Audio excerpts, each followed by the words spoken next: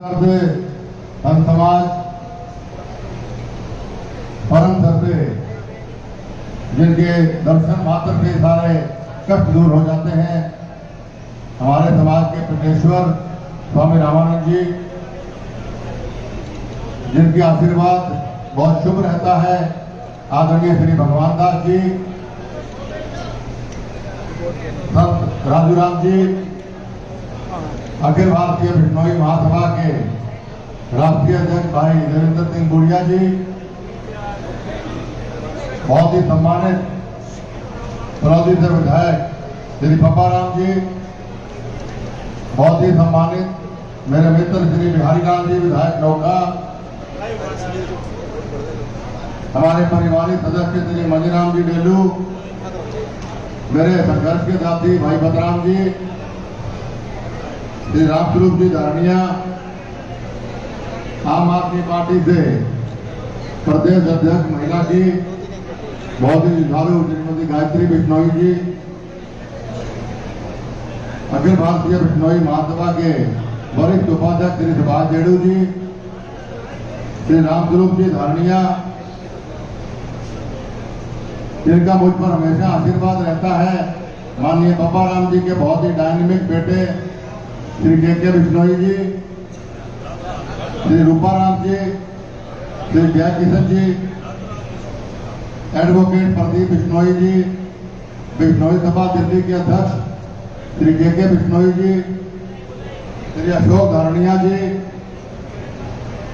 हमारी जयपुर की कमेटी जिनके अध्यक्ष हमारे राजूराम जी महाराज, वरिष्ठ उपाध्यक्ष श्री लोकेश बिश्नोई जी, श्री सुभाष जी, श्री रामकिशन जी बाबू, श्री गौरव जी धारण, श्री गंगा बिशन जी डेलू, श्री अनिल जी गोदारा, श्री रजत जी राहड़, भंवरलाल जी नैन, हनुमान जी बरड़, प्रकाश जी कड़वासरा, अभिमन्यु जी पूनिया, भंवरलाल जी राड़, गंगा बिशन जी, श्री अशोक जी, श्री सीमाराम जी डूडी, और जिनका नाम जिनको लिखना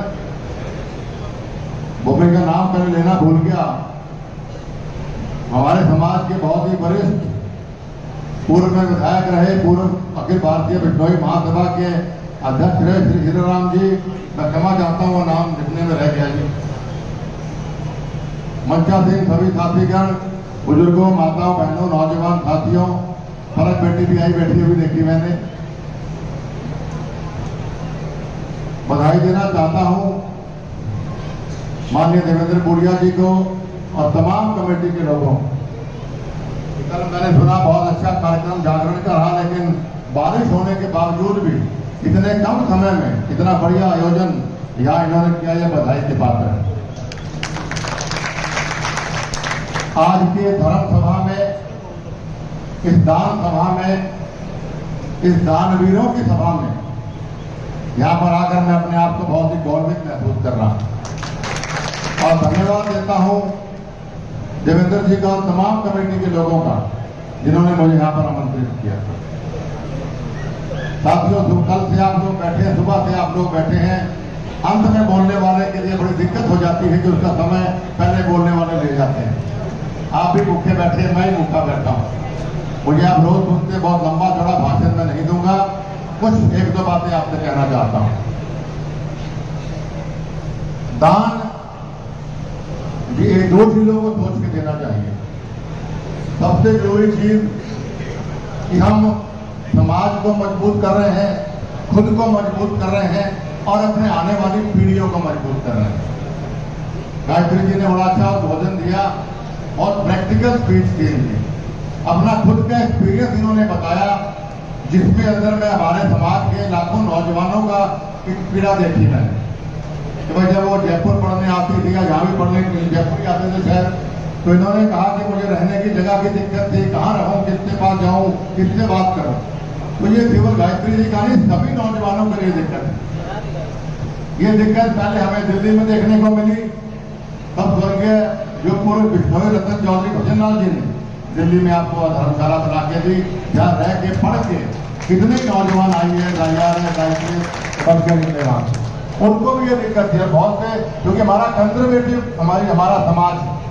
तो हमारे समाज के लोग बच्चियों को शहर में दिल्ली जैसे नगरी में नहीं भेजते थे गाँव से, तो दिल्ली में कहाँ रहेगी, कहाँ जाएगी। तो उस जमाने में धर्मशाला बनाई तो परिवार के लोगों का कॉन्फिडेंस बना और हमारे को उतने बढ़िया लोग हमारे समाज को मजबूत देंगे। तो यही सोच हमारे देवेंद्र जी की जब बात आई अध्यक्ष की, जब बैठे शुरू में और बातों के साथ मैंने एक बात ये जरूर रखी थी कि हमें कुछ भी करना पड़े, हमें जयपुर के अंदर, क्योंकि बिश्नोई नगरी कह दो, क्योंकि सबसे ज्यादा बिश्नोई समाज के लोग राजस्थान में रहते हैं और राजस्थान का कैपिटल जयपुर है। और हमारे बिश्नोई कैपिटल के अंदर अगर हमारी कोई धर्मशाला या छात्रावास नहीं हो, इससे बड़े शर्म की बात हमारे लिए नहीं हो सकती। तो फिर हमने कहा कि कुछ भी करना पड़े, हमें यहाँ पे एक धर्मशाला और छात्रावास बनाना है। बन तो पहले भी जाता, लेकिन कुछ लोबियों की वजह से हम नहीं बना पाए। लेकिन अब मैं आपसे आपके आज का जो लोगों ने कंट्रीब्यूट किया या और भी कंट्रीब्यूट करेंगे, मैं आपको वादा करता हूँ कि हम 2 साल के पहले 2 साल में 1 साल के अंदर मेरा 2 साल का वादा है, इनका 1 साल का वादा है। तो 1 साल के अंदर इतना बेहतरीन आपको धर्मशाला छात्रावास देंगे कि न केवल बिश्नोई समाज के लोग बल्कि और समाज के लोग भी देखने आएंगे भी क्या किस प्रकार की धर्मशाला छात्रावास समाज के लोग बना सकते हैं। और जितना दान आज आप लोगों ने दिया, उस दान का एक एक पैसा ईमानदारी से खर्चा जाएगा। और मैं देवेंद्र जी से ही प्रार्थना करूंगा, अध्यक्ष जी बैठे हैं, उनसे प्रार्थना करूंगा कि एक एक चीज हो सके तो आप ऑनलाइन रखिए, एक एक पाई का हिसाब हमारे बिश्नोई समाज के लोगों के पास होना चाहिए कि इतना पैसा आया और इतना पैसा यहाँ पे लगा।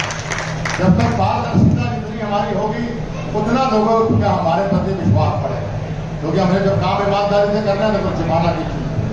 और जिन साथियों ने आज दान दिया उनको मैं बधाई देना चाहता हूँ। जो दान से धन बढ़ता है, रविंद्रनाथ टैगोर जी की किताब में मैंने कहीं पढ़ा था या किसी और लेखक से कि एक दुकानदार था, एक व्यापारी था, बहुत कंजूस था, उसको दान नहीं देता था कभी। तो एक बार वो कहीं बाजार से वापस आ रहा था अपना सामान लेके घर का, तो कोई रास्ते में साधु मिल गया।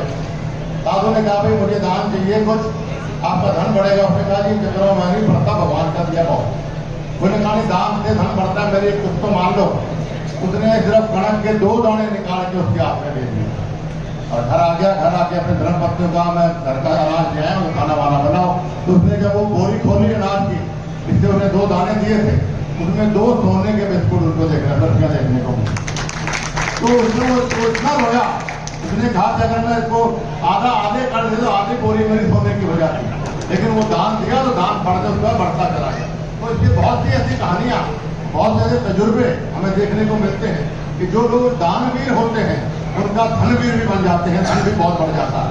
तो इसलिए जिन लोगों ने दान नहीं किया वो इस बात को मत सोचिए कि मैंने 51 लाख देने हैं या 11 लाख देने या 21 लाख देने या मैंने 1 लाख या 50,000 देने। जितनी आपकी आत्मा खुश होती हो, जितनी आपकी क्षमता, चाहे वो 1100 रुपए की भी हो, 100 रुपए की भी हो, आपको अवश्य कंट्रीब्यूट करना चाहिए ताकि कल को भवन खड़ा मिले तो आप काफी ठोक के अपने बच्चों को भी कह सके इसके अंदर मेरा भी धन दिया हुआ लगा हुआ है। तो इसलिए हमने कहीं साथ दिया है, तो ध्यान रखिए। अब मैं बहुत देर से देख रहा था कि के जी के पीछे लगना के 51 लाख रुपए ले लिए और देवेंद्र जी भूखे बैठे हो आप। तो देवेंद्र जी कितना जो मैं लगाऊँ आ गया 51 लाख रुपए, सारे 51 देखो इन्होंने को बहुत जगह इनको देना पड़ता है बहुत जगह।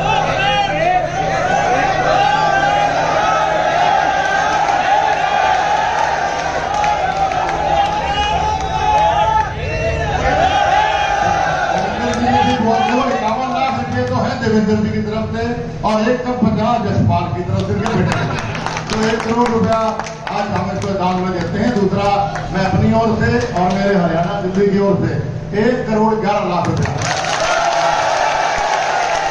आपका बहुत दिन से लगी है। और जो हम आ रहे हैं, मुझे आप सबसे बोलने का मन बहुत था, आपका सुनने का मन भी है, लेकिन मेरा ध्यान जरा रोटी की तरफ ज्यादा है। तो आप सबका बहुत बहुत धन्यवाद। गुरु महाराज से प्रार्थना करता हूँ उनके आशीर्वाद का हाथ, उनके स्नेह का हाथ, उनके प्यार का हाथ हमेशा आपके परिवार में बना रहे। आपका बहुत बहुत धन्यवाद। भगवान